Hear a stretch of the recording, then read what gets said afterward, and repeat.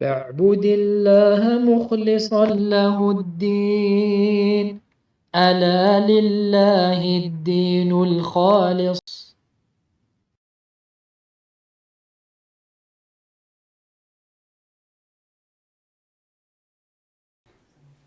إن الحمد لله نحمده ونستعينه ونستغفره ونعوذ بالله من شرور أنفسنا ومن سيئات أعمالنا. من يهده الله فلا مضل له ومن يضلل فلا هادي له، وأشهد أن لا إله إلا الله وحده لا شريك له، وأشهد أن محمدا عبده ورسوله صلى الله عليه وعلى آله وأصحابه وسلم. يا أيها الذين آمنوا اتقوا الله حق تقاته ولا تموتن إلا وأنتم مسلمون. يا أيها الناس اتقوا ربكم الذي خلقكم من نفس واحدة وخلق منها زوجها وبث منهما رجالا كثيرا ونساء، واتقوا الله الذي تساءلون به والأرحام إن الله كان عليكم رقيبا. يا أيها الذين آمنوا اتقوا الله وقولوا قولا سديدا يصلح لكم أعمالكم ويغفر لكم ذنوبكم، ومن يطع الله ورسوله فقد فاز فوزا عظيما. أما بعد، فإن أصدق الحديث كتاب الله، وخير الهدي هدي محمد صلى الله عليه وسلم، وشر الأمور محدثاتها، وكل محدثة بدعة، وكل بدعة ضلالة، وكل ضلالة في النار. ثم أما بعد، إخوتي في الله، نعود إلى دراستي لهذا الكتاب العظيم، وهو الأدب المفرد لأمير المؤمنين في الحديث البخاري رحمه الله تعالى، على شرح فضيلة الشيخ محمد رسلان حفظه الله جل جلاله. وصلنا إلى باب ما جاء في التمادح. باب ما جاء في التمادح. نعم، اقرأ.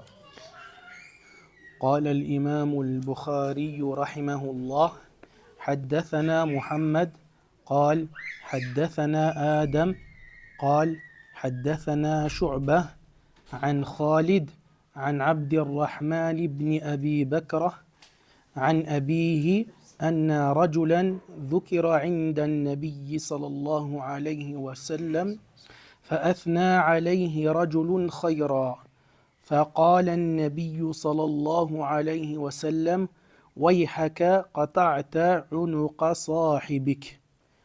فيقوله مرارا: إن كان أحدكم مادحا لا محالة فليقول: أحسب كذا وكذا، إن كان يرى أنه كذلك، وحسيبه الله ولا يزكي على الله أحدا. Donc on avait traduit déjà ce hadith du chapitre 153 du livre Al-Adab al-Mufrad, intitulé Ce qui nous est parvenu concernant At-Tamaduh. من يذكرنا بمعنى التمادح؟ Ça veut dire quoi التمادح؟ ما معنى التمادح؟ شرحنا هذا.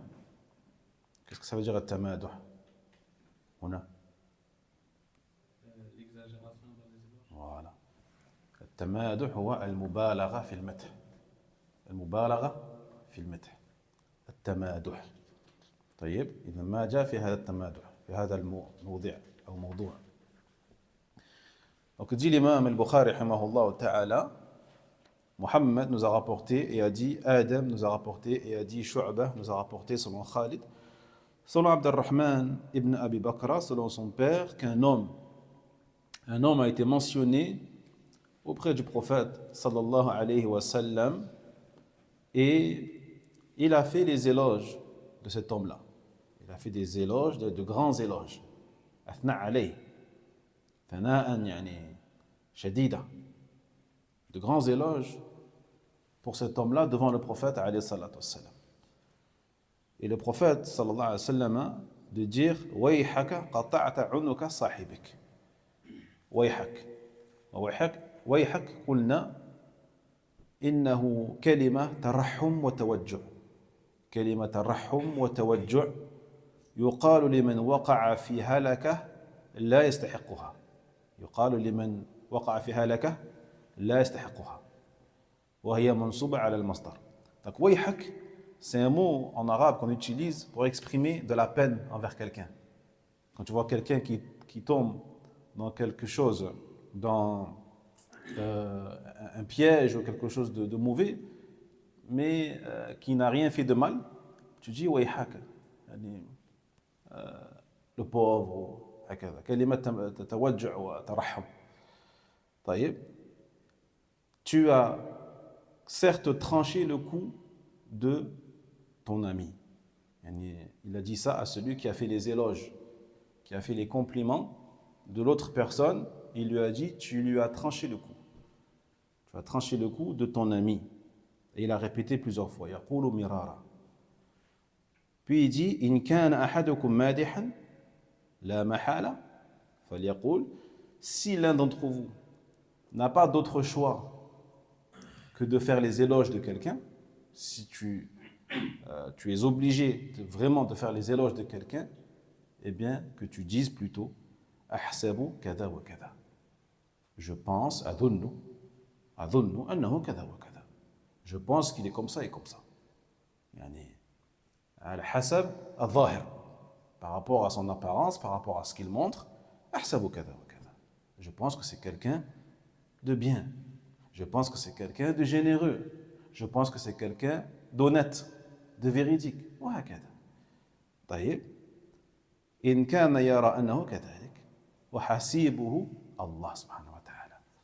Et il dit, mais celui qui le rétribuera par rapport à ce qu'il est vraiment, yani au fond de son cœur, au fond de lui, et ça seul Allah il le sait, subhanahu wa ta'ala, eh bien c'est Allah qui le rétribuera. Personne d'autre. Yawm al-qiyamah. Wa la yuzakki ala Allah ahada. Et qu'il ne fasse pas les éloges de quelqu'un à la place d'Allah subhanahu wa ta'ala. Dans le sens que seul Allah subhanahu wa ta'ala sait ce que la personne cache au fond d'elle. D'accord? Donc personne ne peut vraiment juger de manière précise et authentique si ce n'est Allah subhanahu wa ta'ala, car seul Allah jalla wa ala connaît al-sirr wal-najwa wa akhfa. Il connaît les secrets, les confidences et ce qui est encore plus secret que les secrets. طيب.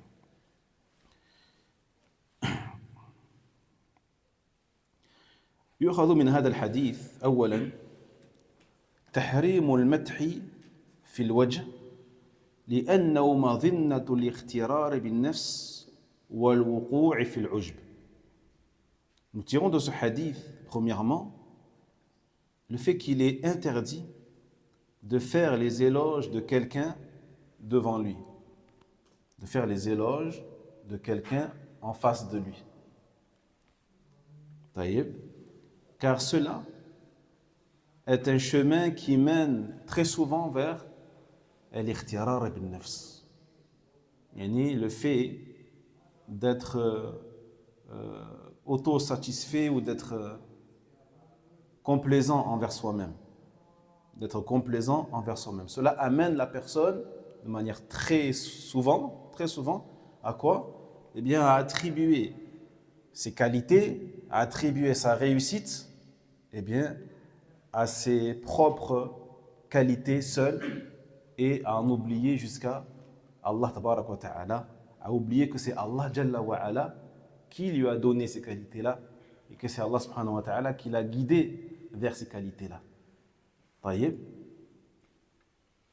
والوقوع في العجب. Donc c'est pareil, ça l'amène à ça, ça l'amène à l'autocomplaisance, à l'émerveillement de soi, et du coup à l'arrogance, etc. ثانيا توكيل وإحالة حال الممدوح إلى الله سبحانه وتعالى فإنه حسيبه وهو أعلم بحاله. Deuxièmement, le fait que le musulman se doit de confier l'état réel de la personne à Allah subhanahu wa ta'ala. Car Allah jalla wa ala, encore une fois, c'est lui hasibuhu, c'est lui qui va le juger et c'est lui qui les récompensera.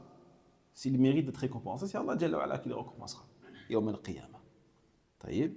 Car il est bien sûr le plus savant de son état réel, de ce qu'il est vraiment. De ce qu'il est vraiment. ثالثا ينبغي أن يكون المدح على سبيل حسن الظن به ولا يكون على سبيل الجزم والقطع.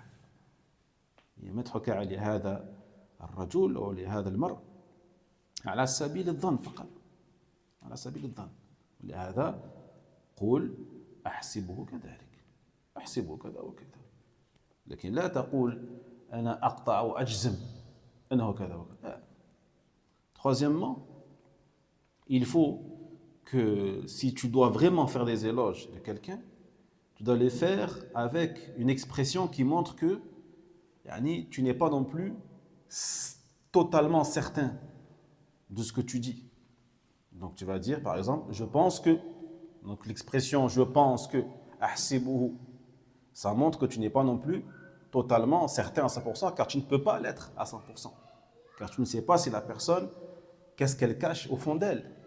Derrière les qualités qu'elle montre, peut-être qu'elle cache des défauts que tu ne connais pas. Donc tu ne peux pas faire les éloges de quelqu'un de manière jazim, totale et convaincue. Et tu laisses ça à Allah subhanahu wa ta'ala. لأن الله جل وعلا وحده هو العليم بسرائر الناس.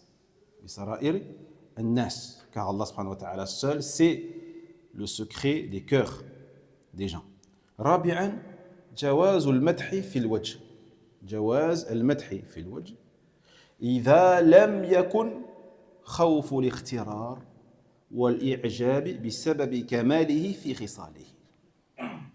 طيب إن كنت تعلم أن هذا الممدوح معروف بعدم الخوف من الاخترار بنفسه أو بعدم الإعجاب بسبب حاله وخصاله الحميدة وبسبب رسوخه في العقل والمعرفة والحكمة والعلم والبصيرة، فيجوز أن تمدحه في وجهه. Quatrièmement, si certaines conditions sont réunies, tu as le droit de faire les éloges de quelqu'un devant lui. C'est quoi ces conditions? Si tu sais que la personne, elle est à l'abri des choses qu'on a mentionnées tout à l'heure, c'est-à-dire le fait de tomber dans l'autocomplaisance, dans l'arrogance, dans l'orgueil, dans ces choses-là. Si tu sais que la personne, elle est assez, je dirais, mature, elle a un certain niveau, elle a un certain âge, elle a un certain niveau de science, elle a une expérience, elle a une sagesse, elle a un bon comportement qui te montre qu'elle est à l'abri de ces choses-là. Elle est à l'abri, alhamdoulilah. Dans ce cas-là, cette personne-là, tu peux faire les éloges devant elle, bien sûr si cela est nécessaire. Mais si ce n'est pas nécessaire, pourquoi faire les éloges devant elle? D'accord? طيب. خامسا في الحديث أدب نبوي رفيع يعلمنا الرسول صلى الله عليه وسلم رعاية للقلوب فإن الشبه خطافة وإن القلوب ضعيفة وعلى الإنسان أن يراعي قلبه وأن يراعي قلوب إخوانه لأنه لا يؤمن أحدكم حتى يحب لأخيه ما يحب لنفسه فإذا كان هو جادا حريصا على رعاية قلب نفسه فعليه يجتهد في رعاية قلب أخيه وألا يعرضه بالمدح في الوجه للعجب رحمك الله للعجب بالنفس والاستعلاء والكبر لأن ذلك مهلك له في آخرته. إن كنت تحب أخاك فلا توقعه في هذه المهلكة التي هي الاستعلاء والكبر والعجب لأن هذه الخصال توصل إلى ماذا؟ إلى النار. توصل إلى النار. الكبر يوصل إلى النار. الاستعلاء والعجب توصل إلى النار لأن ذلك مهلك له في آخرته لأنه إذا فسد قلبه فسدت حياته الدنيوية وآخرته والعياذ بالله. Et cinquièmement, dans le hadith, on a donc un comportement prophétique, noble et éminent, que le messager sallallahu alayhi wa sallam nous a enseigné ici, afin de protéger les cœurs, afin de protéger ces cœurs qui sont malades, qui sont fragiles, qui sont faibles. هذه القلوب بين أصبعين من أصابع الرحمن يقلبها كيف يشاء. يقلبها كيف يشاء. Ce cœur qui est, comme il a dit le prophète sallallahu alayhi wa sallam, entre deux doigts, des doigts d'Allah tabarak wa ta'ala, et il les retourne comme il veut. Il les retourne comme il le veut. C'est pour ça que le prophète sallallahu alayhi wa sallam il disait très souvent Ya muqallib al-qulub, thabbit qalbi ala dinik. Ya muqallib al-qulub, ô toi qui retourne les cœurs, raffermis mon cœur sur ta religion. Ou Ya musarrif al-qulub, sarrif qalbi li ta'atik. Ou toi également, yani musarrif bima'na muqallib, c'est pareil. Toi qui retourne les cœurs, toi qui change les cœurs, eh bien dirige mon cœur vers ton obéissance. Donc si le prophète lui-même, sallallahu alayhi wa sallam, faisait ces invocations-là, que dire alors de nous, pauvres gens? Donc afin de préserver les cœurs, afin de préserver également donc, les cœurs des gens, pas seulement ton cœur à toi, mais aussi le cœur des autres, car la shubha, wa qulna inna shubha, hiya warid yaridu ala al-qalb. يرد على القلب يحول بين القلب وبين انكشاف الحق أو التباس الحق بالباطل. هذه الشبهة، التباس الحق بالباطل واختلاطه حتى لا يتبين الحق. Et la shubha aussi, c'est quoi? C'est une chose qui va t'empêcher de percevoir la vérité ou d'accepter la vérité ou de voir la vérité lorsqu'elle est présentée devant toi claire. Eh bien tu n'arriveras pas à l'accepter car tu as cette shubha dans le cœur. D'accord? Donc la shubha, c'est quelque chose, comme on dit les ulama, c'est une vérité qui est enveloppée de faux. C'est une vérité que l'on enveloppe de faux pour mieux la faire avaler, pour mieux faire avaler la pilule, comme on dit. Ah, des shubha. D'accord? Jusqu'à ce que tu ne saches plus c'est quoi la vérité. Elle est mélangée avec le faux. D'accord? Donc à force de faire les éloges de quelqu'un en face de lui, tu vas faire rentrer dans lui des shubha qui, petit à petit, vont lui faire croire des choses qui ne sont pas vraies.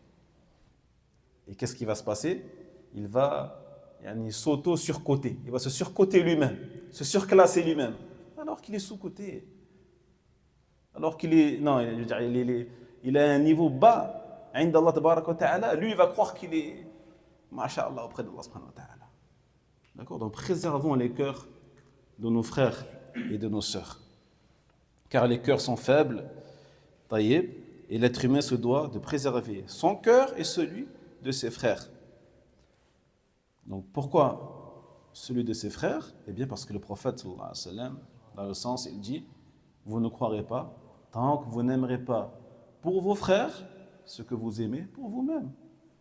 Donc toi qui ne veux pas tomber dans ces défauts-là, ne fais pas que ton frère tombe dedans à cause de toi. Barakallahu fik. Taïb. Non. Donc tu dois faire ces efforts-là et ne pas exposer le cœur de ton frère à ces choses-là qui sont encore une fois al-ujbu, l'auto-complaisance, le fait d'être trompé par soi-même, l'orgueil, l'arrogance, l'isti'la, la condescendance et tous ces défauts-là. Car ce sont des défauts qui mènent la personne vers sa perte, wallahi. Qui mènent la personne vers sa perte, yawm al-qiyamah. Celui qui est un atome d'orgueil n'entrera pas au paradis. Celui qui est un atome de kibr n'entre pas au paradis.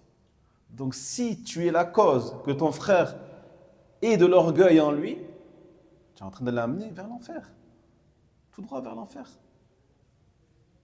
Taïeb. Donc tous ces défauts-là font que la personne aura non seulement une mauvaise vie ici-bas, mais également une mauvaise destination le jour de la résurrection.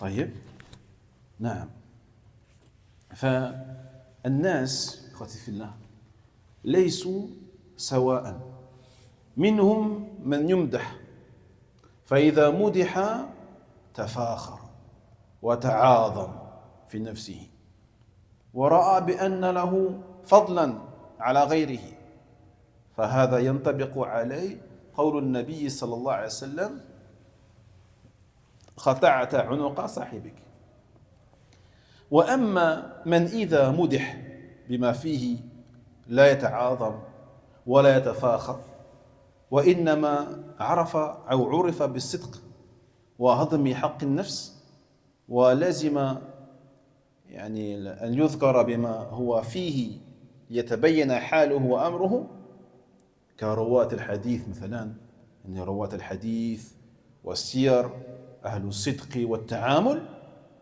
إذا ذكر بما فيه فيتبع الإنسان مدحه بقوله أحسبه كذلك أو يقول حسيبه الله لا أزكي على الله أحدا فالناس ليسوا سواء فالمقامات تختلف المقامات تختلف donc on tire des fawaïd des enseignements de ce hadith donc que les gens ne sont pas tous au même niveau face aux éloges.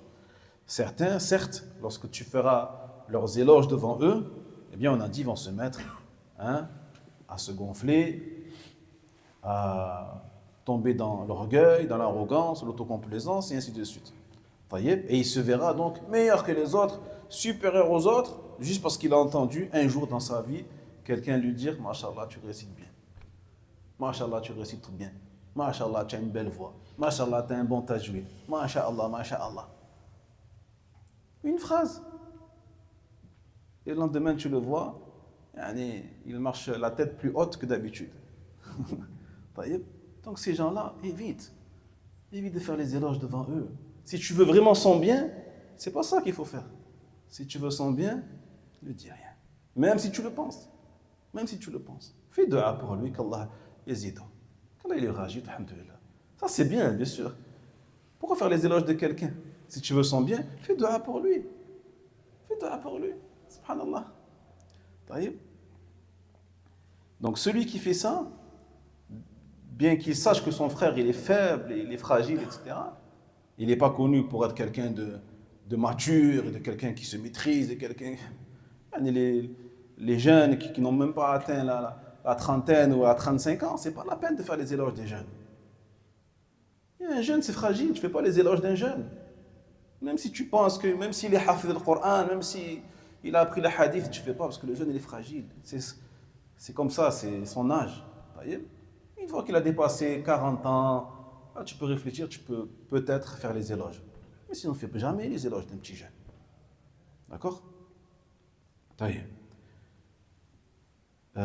Quant à celui qui tu sais que lorsque tu vas faire ces éloges, tu vas lui faire des compliments, masha'Allah, etc., devant lui, et tu sais que c'est pas quelqu'un qui va se vanter ou qui va tomber dans l'orgueil, etc. Au contraire, il se peut il est honte, tellement il a honte, il veut se cacher. Tellement il a honte, il lui dit arrête s'il te plaît, wallah, arrête de mentir, c'est pas vrai.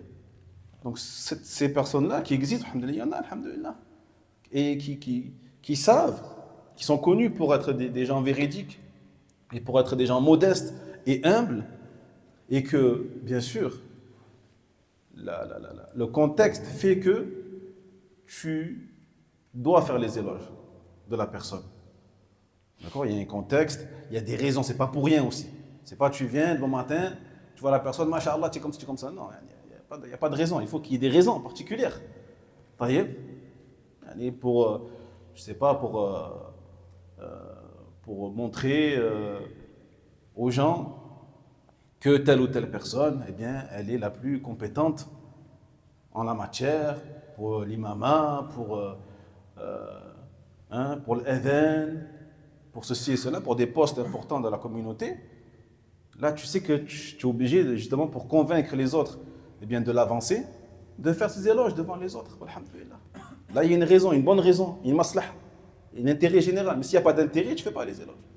Donc s'il y a un intérêt à le faire, et si tu sais que la personne, elle est mature, elle est solide, elle est sage, alhamdoulilah, taïeb, eh bien, dans ce cas-là, il n'y a pas de mal.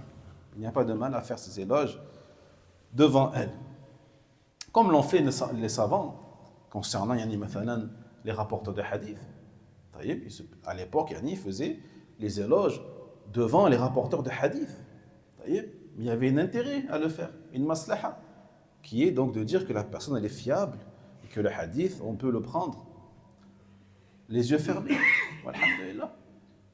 Et aussi parce qu'ils savaient que c'est des gens, bien sûr, pieux, des gens sages, des gens qui ne cherchaient en aucun cas à être mieux que les autres ou supérieurs aux autres. Au contraire, c'était des gens humbles, modestes. Taïeb. Non.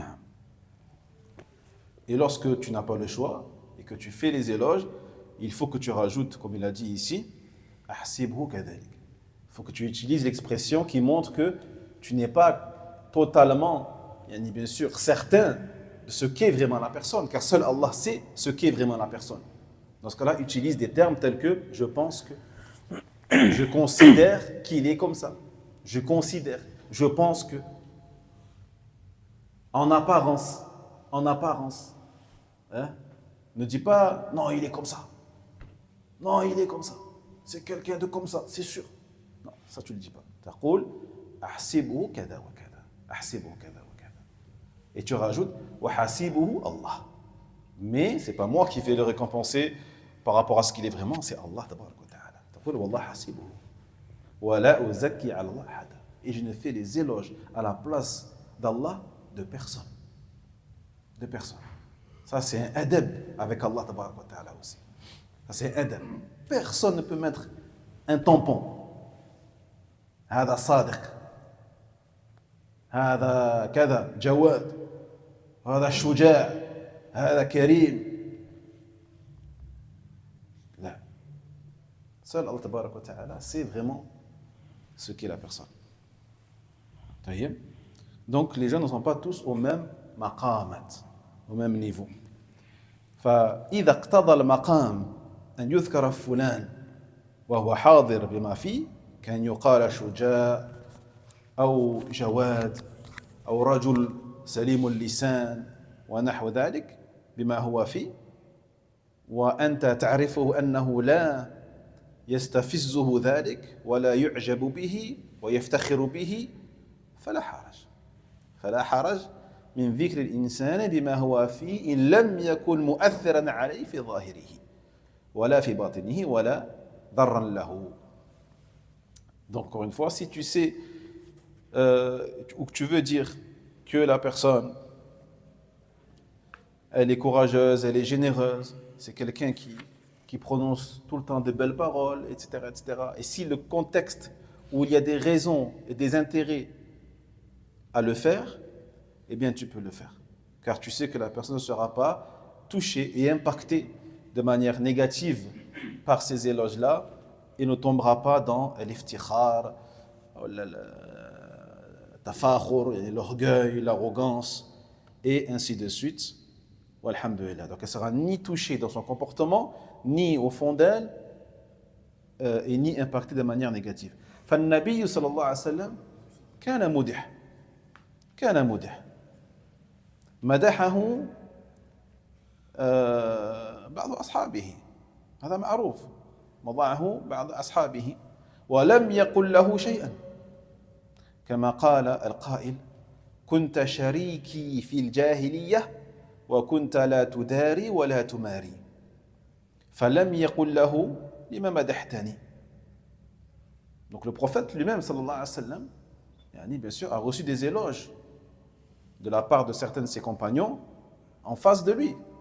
Donc il faisait les éloges du prophète Mohammed sallallahu alayhi wa sallam, des éloges très grands bien sûr, qui sied à son niveau et à son honneur. Un jour, un compagnon il lui dit « Tu étais un de mes associés fil jahiliya ». À l'époque pré-islamique, le prophète il était associé avec ce compagnon-là, et fi tijara, dans le commerce. Et il lui dit « Kunta la tudari wa la tumari ». jamais tu n'as été injuste envers moi. Jamais tu n'as été injuste envers moi. Ou malhonnête, ou tu as été ou gênant, ou dur en affaires. Non, jamais, alhamdulillah. Tu es un associé parfait. Associé parfait. Donc là, c'est un éloge, alhamdulillah. Est-ce qu'il lui a dit, pourquoi tu fais mes éloges devant moi? Pourquoi? Non, ne fais pas ça. Non, il ne lui a rien dit. Donc ça montre bien que c'est permis lorsqu'il y a un intérêt et lorsque la personne, bien sûr, elle est connue pour être à l'abri de ces mauvaises choses. وقالت خديجة للنبي صلى الله عليه وسلم والله لا يخزيك الله أبدا إنك لتقري الضيف وتحمل الكل وتعين على نوائب الحق. هذا مدح عظيم سبحان الله. والله أقسمت وقالت والله لا يخزيك الله أبدا لا يخزيك الله أبدا إنك لتقري الضيف أي لا تكرم الضيوف وتحمل الكل أي تعين الضعيف والمساكين هكذا وتعين على نوائب الحق أي تعين على الحوادث الناس في حوادثهم.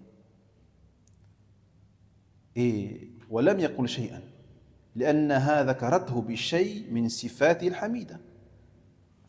Et Khadija également, il est connu qu'elle a fait les éloges du prophète Mohammed sallallahu alayhi wa sallam devant lui. D'accord? Lorsque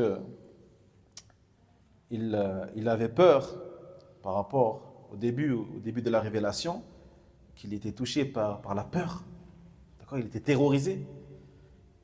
Et afin de le réconforter, elle lui dit par Allah, Allah Jalla wa Ala ne t'humiliera jamais. La yukhzik Allah. Allah Jalla wa Ala ne t'humiliera jamais. Abadan. Pourquoi? Car tu es quelqu'un qui honore l'invité. D'accord? Parmi ses qualités, il fait qu'il honore ses invités. Tu es quelqu'un qui aide les faibles parmi les personnes. Les enfants, les personnes âgées, les femmes, les pauvres, les nécessiteux. Tu les aides tout le temps. Et tu es quelqu'un qui aide également, que ce soit les invités ou les faibles, lorsqu'ils ont un accident dans la vie. Dans le haqq, dans le bien, bien sûr, jamais dans le shar, dans le bien. D'accord? Donc, toutes ces qualités-là ont été mentionnées devant lui. Et il n'a pas dit à Khadija, pourquoi tu dis ça? Non, il n'a rien dit. Il n'a pas fait de reproches par rapport à ces éloges-là. Donc ça montre bien qu'il est permis lorsqu'il y a un intérêt, encore une fois, et lorsque la personne, elle est préservée. طيب فيؤخذ من هذا أن من وصف بصفات الحميدة وأمن عليه الواصف أن لا يغتر ولا يفتخر على غيره فلا حرج من ذكره بما هو فيه. وجرى على ذلك العلماء فيقولون في أهل الحديث فلان صدوق وفلان ثقة وفلان جبل في الحفظ وفلان يطلقون على أهل الصدق من الرواة أوصافا جميلة لأنه موصوف بتلك الأوصاف والمقام يستدعي أن يزكى أحد يؤخذ منه الحديث. المقام يستدعي ذلك في مصلحة. والعكس بالعكس. العكس بالعكس. عندما يقال فلان كذاب أو فلان متهم بالكذب أو فاحش الغلط أو منكر الحديث هذا سلكه العلماء من أجل أن لا يدخل في كلام النبي صلى الله عليه وسلم ما ليس فيه أو ما ليس منه. طيب ولا بما يتعلق بالاعتقاد ولا فيما يتعلق بالأعمال. طيب donc les éloges, le fait de faire les éloges de quelqu'un devant quelqu'un, c'est une chose qui a été faite même par les grands savants, notamment les savants du hadith. Lorsque tu les entends parler des rapporteurs de hadith, ils n'hésitent pas à dire un tel, il est sadouk, c'est quelqu'un de véridique, sadouk, de très véridique même. Un tel, il est thiqa, il est fiable, masha'Allah. Un tel, jabal fil hifz, c'est une montagne dans la mémorisation. Jabal fil hifz. Et il se peut qu'il disait cela devant la personne elle-même, en disant Al-Bukhari, jabal fil hifz. Ahmed, jabal fil hifz. طيب وهكذا فلان وفلان. Tout ça pourquoi? Eh bien, parce que le contexte nécessitait cela, afin que le hadith soit accepté et validé par les gens de la masse. Walhamdulillah. Et le contraire, il est vrai aussi. Lorsque le contexte voulait qu'il fasse le contraire des éloges, c'est-à-dire la critique des rapporteurs, de certaines personnes, il le faisait également. Il le faisait également, et s'il le fallait, devant les gens. Taïeb. Lorsqu'il disait par exemple Foulan kadhab, un tel c'est un menteur. Un tel na'rifuhu kadhab. On sait que c'est un grand menteur. Foulan muttaham bil kadhib. Il est accusé de mensonge. C'est un peu moins grave. Kadhab. Kadhab, vraiment, c'est le niveau le plus grave. En dessous, on a muttaham bil kadhib. Mais c'est une critique également. D'accord? Ou Foulan fahish al-ghalat. Lui, il fait trop d'erreurs. Il fait des grosses erreurs dans la mémorisation, il fait des grosses erreurs dans la transmission du hadith. Donc il est faible. Jaïd. Donc, tout ceci pourquoi? Eh bien, pour que on ne fasse pas entrer dans les paroles du prophète Mohammed sallallahu alayhi wa sallam des paroles qui n'en font pas partie. D'accord? La maslaha était énorme là. C'est pour préserver la religion d'Allah tabaraka wa ta'ala. Donc, quelle maslaha est plus importante et plus grande que celle-ci? Taïb, que ce soit le domaine de la croyance ou le domaine des actes. Taïb, walhamdulillah. Qui nous rappelle les conditions? Shurut sihhat al-hadith. Shurut sihhat al-hadith. Hein? Tu les connais, toi, Walid, par cœur? Vas-y, bismillah. Al-adala. Qui? Il faut être adal. Qui? Le rawi. الراوي يعني عدالة جميع الرواة. عدالة جميع الرواة. Que tous les rapporteurs du hadith sont connus pour ce qu'on appelle al-adala. Al-adala, on a dit, ça regroupe deux choses. C'est quoi? Le muru'a wa le taqwa. Donc non seulement qu'ils sont connus pour la taqwa, mais pour sa muru'a, pour son comportement et sa dignité vis-à-vis des mœurs, et des coutumes. D'accord? Fouma? Il faut que la chaîne de transmission soit complète, que les maillons soient... Il ne manque pas de maillons. Voilà. اتصال السند. اتصال السند. أن يكون السند متصلا. طيب. من بدايته إلى منتهى. Du début à la fin. Qu'il y ait tous les rapporteurs. طيب. حتى يسمع كل راو ممن فوقه. ممن فوقه. Que chaque rapporteur ait entendu le hadith de celui qui est juste au-dessus de lui. Ensuite,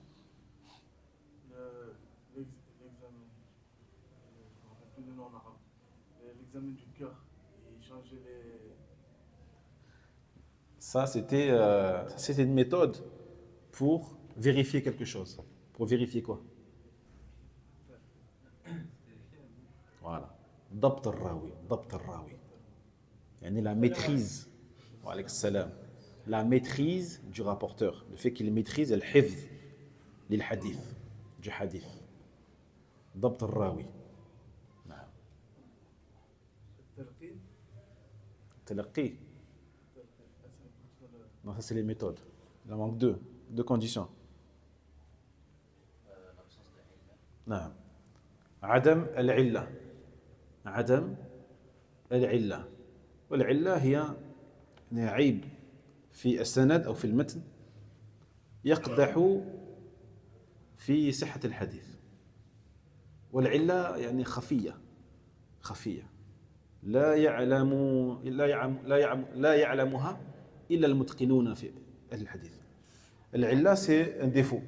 C'est un défaut souvent qui est caché dans le hadith, que ce soit dans la chaîne ou dans le texte. D'accord? Mais que seuls les gens qui sont vraiment ancrés dans le hadith, ils arrivent à les percevoir et les déceler. C'est une illa, le défaut. Et enfin, Adam al-shudhudh, l'anomalie. D'accord? L'anomalie c'est quoi? أن يخالف يعني الضعيف من هو أقوى منه في الحفظ. طيب. الشذوذ c'est quoi? C'est le fait qu'un des rapporteurs il contredit les autres rapporteurs qui sont plus forts que lui, plus fiables que lui. On dit que son hadith il est shadh, il est munkar, il est shadh. طيب. الحمد لله. نعود ونقول في الكتاب حديث آخر. مهدي اقرأ إن شاء الله.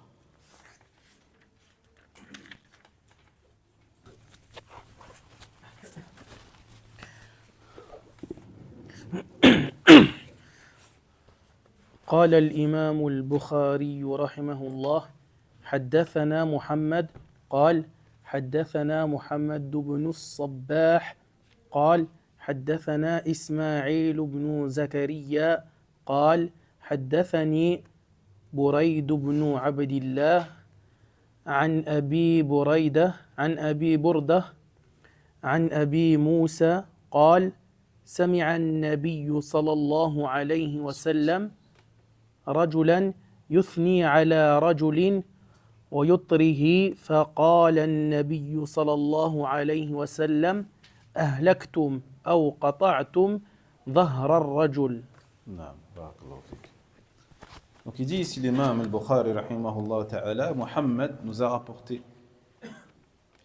Donc lorsque l'imam al-Bukhari il cite juste avant lui un rapporteur qui s'appelle Muhammad, c'est Muhammad ibn Yusuf. Rappelez-vous inshallah, Muhammad ibn Yusuf al-Bikindi rahimahullah ta'ala. Il dit Muhammad ibn Sabbah nous a rapporté et a dit Ismaïl ibn Zakariya nous a rapporté et a dit Burayd ibn Abdullah m'a rapporté selon Abi Barda, selon Abi Moussa. Qui a dit? Le prophète sallallahu alayhi wa sallam a entendu un homme faire les éloges d'un autre homme, wa yutrihi.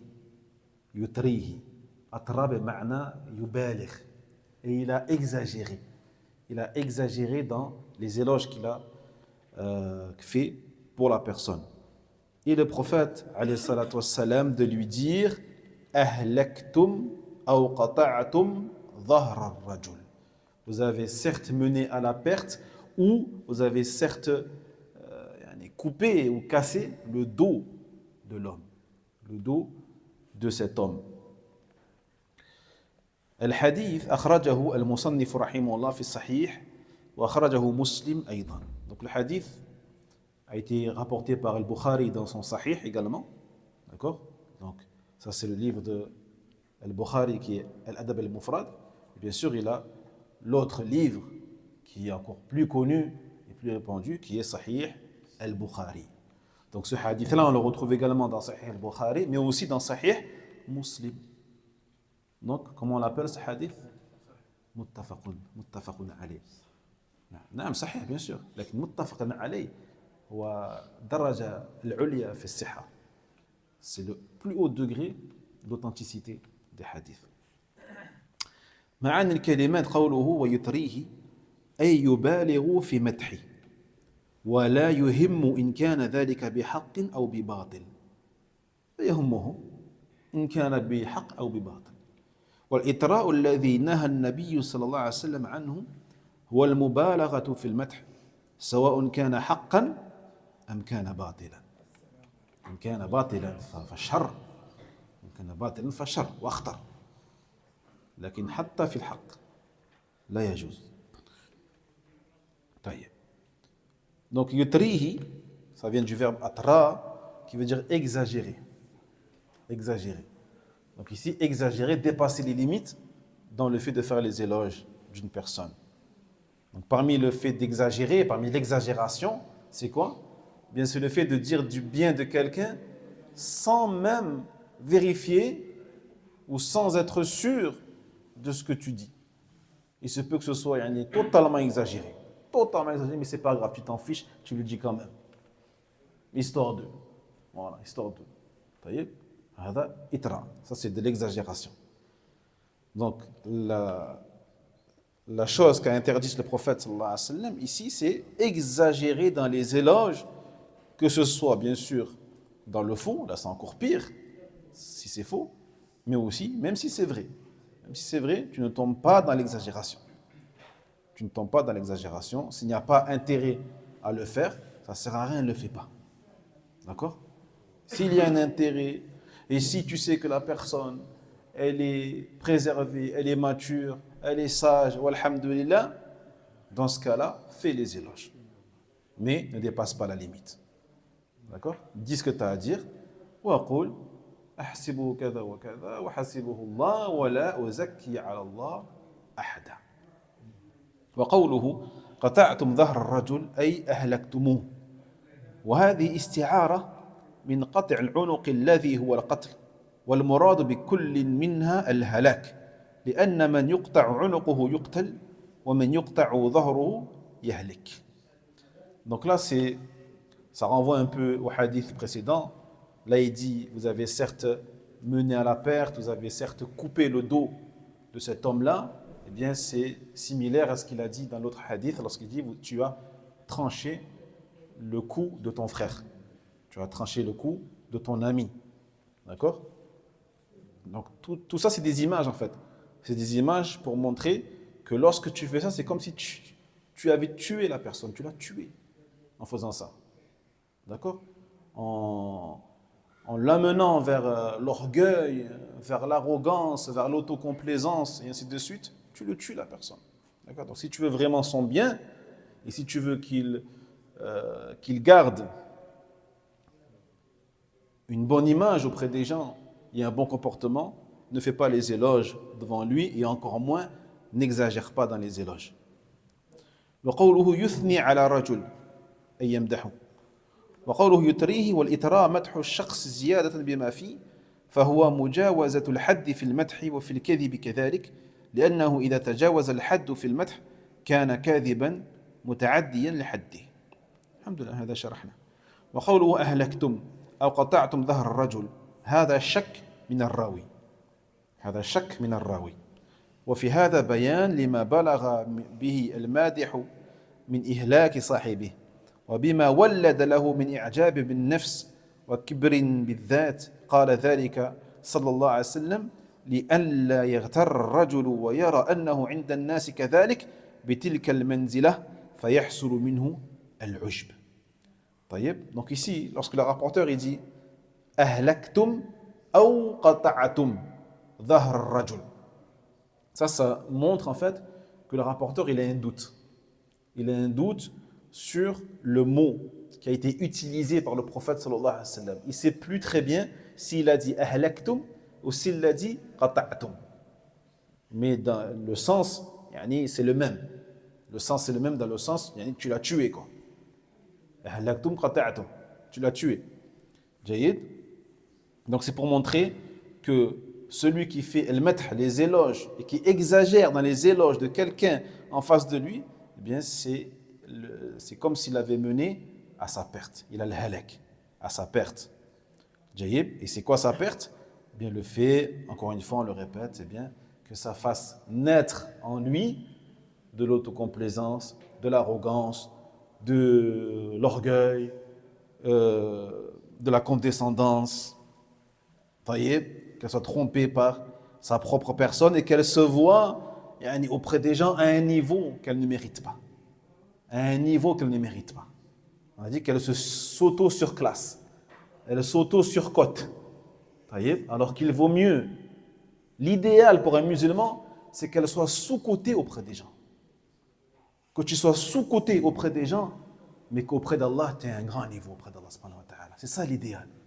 C'est pas que tu sois surcoté auprès des gens, mais qu'auprès d'Allah, tu es minable. Tu es quelqu'un de minable pour Allah subhanahu wa ta'ala. Taïeb, qui fait des péchés, qui est orgueilleux, qui n'accepte pas la vérité, taïeb, et que les gens te voient comme quelqu'un de pieux. Taïeb. نعم. ومعلوم أن قلوب العباد بين أصبعين من أصابع الرحمن يقلبها كيف يشاء. ذكرنا هذا الحديث.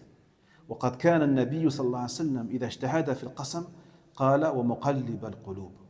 مقلب القلوب يعني حتى في القسم كان يقول ومقلب القلوب كذا وكذا ومقلب القلوب كذا وكذا. وكان يدعو ربه بهذه الصيغة اللهم يا مقلب القلوب ثبت قلبي على دينك. Donc il est connu, comme on a dit tout à l'heure déjà, que les cœurs des créatures sont entre deux doigts des doigts d'Allah tabarak wa ta'ala ar-Rahman, et qu'il les tourne comme il le veut. Et qu'il les tourne comme il le veut. Donc ne soyez jamais totalement confiant en vous-même. Et ne croyez jamais que vous pouvez vous passer d'Allah tabarak wa ta'ala. Comme il a dit Sufyan ibn Uyayna rahimahullah ta'ala, من أمن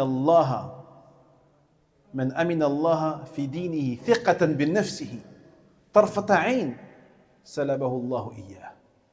Celui qui se croit à l'abri yani d'Allah tabarak wa ta'ala parce qu'il a trop confiance en lui, ne serait-ce que le temps d'un clin d'œil, Allah lui enlèvera ce qu'il a. Si tu crois pendant le temps d'un clin d'œil que tu as réussi grâce seulement à tes qualités et à tes compétences et à tes attributs, que tu attribues ta réussite à toi et toi seul et pas à Allah tabarak wa ta'ala, sache qu'Allah il va tout enlever. Alors que si tu remercies Allah et tu attribues ta réussite à Allah subhanahu wa ta'ala et tu remercies Allah, tu loues Allah tabarak wa ta'ala, Allah il te rajoute. Taïb. Donc les cœurs sont entre les doigts d'Allah tabarak wa ta'ala. Jusqu'à ce que le prophète lui-même sallallahu alayhi wa sallam, lorsqu'il jurait, il avait l'habitude de dire wa muqallib al-qulub, par celui qui tourne les cœurs. Kada wa kada. Taïb. Yani à la place de dire wallahi ou billahi wa tallahi kada, il disait wa muqallib al-qulub. Et il disait également comme invocation, celle que l'on a mentionnée tout à l'heure, ô Allah, toi qui retournes les cœurs, raffermis mon cœur sur ta religion. وكان يقول صلى الله عليه وسلم يا مصرف القلوب صرف قلبي على طاعتك. فالقلوب تتقلب. نسأل الله تبارك وتعالى الثبات والعافية. وما سمي القلب قلبا لماذا؟ إلا من تقلبه. ما سمي القلب قلب لماذا؟ إلا لتقلبه. يتقلب. وإن أحدكم لا يعمل بعمل أهل الجنة حتى ما يكون بينه وبينها إلا ذراع فيسبق عليه الكتاب فيعمل بعمل أهل النار حتى يدخلها والعياذ بالله. كما قال الرسول صلى الله عليه وسلم فلا يغترن أحد بحاله والله. Il disait également le prophète sallallahu alayhi wa sallam, ô toi qui retournes les cœurs, oriente mon cœur vers ton obéissance, car tu ne pourras rien faire sans la permission d'Allah tabarak wa ta'ala. Ni bien, ni prière, ni sadaqa, ni birr walidain, ni sidq, ni salat, ni rien, sauf si Allah te le permet.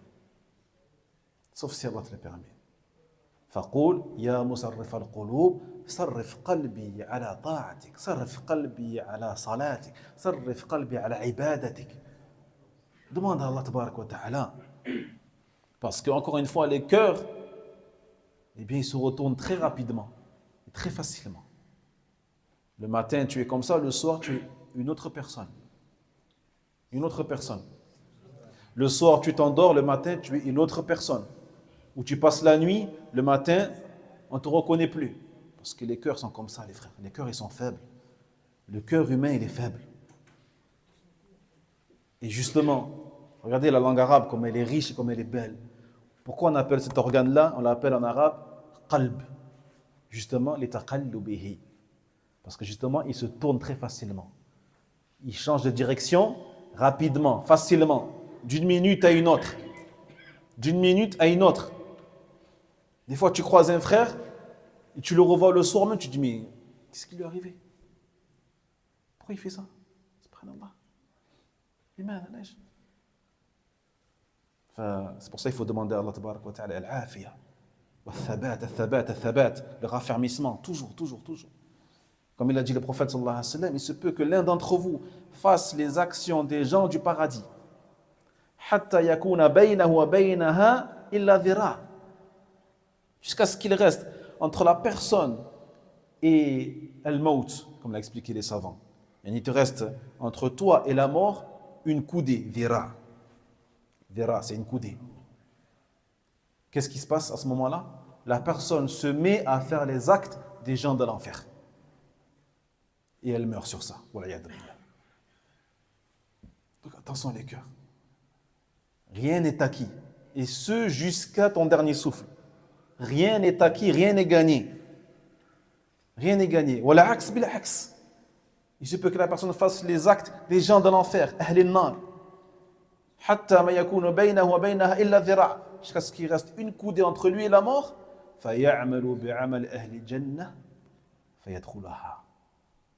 Jusqu'à ce qu'il reste quelques heures ou quelques minutes avant la mort, elle se met à faire les actes des gens du paradis.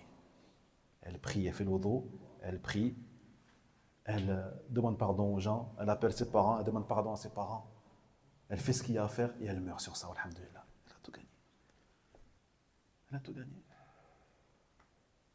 Al-a'mal bil khawatim. Al-a'mal bil khawatim. Les actes qui sont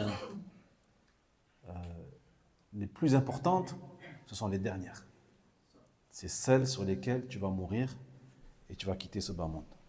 Donc, comme l'a dit le prophète ici, sallallahu alayhi wa sallam, il ne faut jamais être trompé par son nafs, par sa propre personne, par ses qualités, et toujours demander à Allah tabarak wa ta'ala al-thabat. Nas'al Allah subhanahu wa ta'ala al-thabat wal-afiyah wa an yuthabbitana ala dinihi wa yusarrifa qulubana ala ta'atihi wal ilmu inda Allah wa akhiru da'wana anil hamdulillahi rabbil alamin wa sallallahu wa sallam ala nabiyyina Muhammad wa ala alihi wa sahbihi ajma'in. Barakallahu fikum. وينجي الله الذين اتقوا بمفازتهم لا يمسهم السوء ولا هم يحزنون